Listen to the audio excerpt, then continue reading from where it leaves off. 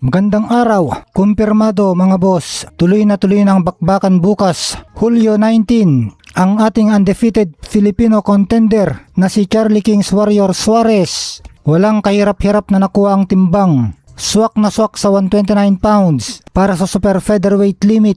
Pero ang kanyang veteranong Mexicanong kalaban na si Manuel Avila nag-overweight. Tumimbang siya ng 131.2 pounds, sobra ng higit 1 libra sa 130 pound limit. Binigyan siya ng 2 oras na palugit para magbawas, pero sa kasamang palad opisyal na siyang declared na overweight dahil hindi na kinaya ng kanyang katawan na habulin ng timbang. Pero tuloy pa rin ang salpukan, walang kanselasyon na naganap. Pero dahil si Suarez lang ang pumasok sa tamang timbang, ang bakanteng WBO International Super Featherweight title ay para lang sa kanya. Kung si Avila ang manalo, mananatiling bakante ang corona. Asahang may matinding penalty o fine mula sa premyo o purse na Avila na direktang ibabayad at mapupunta sa ating pambato na si Charlie Suarez. Ang kanilang salpukan ay gaganapin sa National Orange Show Event Center Sabado ng gabi sa Amerika. Linggo naman, Hulyo 19 dito sa Pilipinas. Kaya abangan natin ang laban.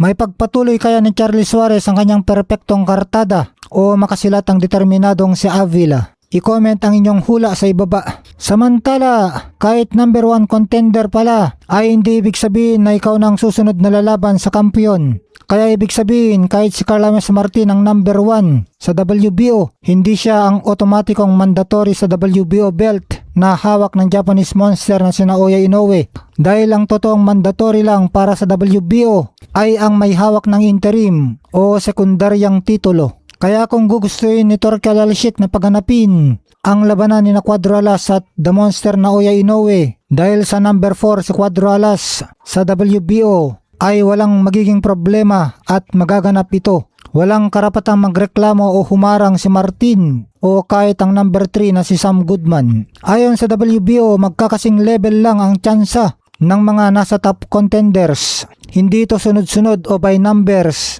gaya ng iniisip natin lahat. Ibig sabihin kahit sino sa kanila pwedeng isalang ng WBO para hamunin ang Japanese monster. Kaya ang dapat gawin ni Cuadro Alas ay matinding kalampag at lakas ng negosasyon mula sa kanyang promoter na si Koki Kameda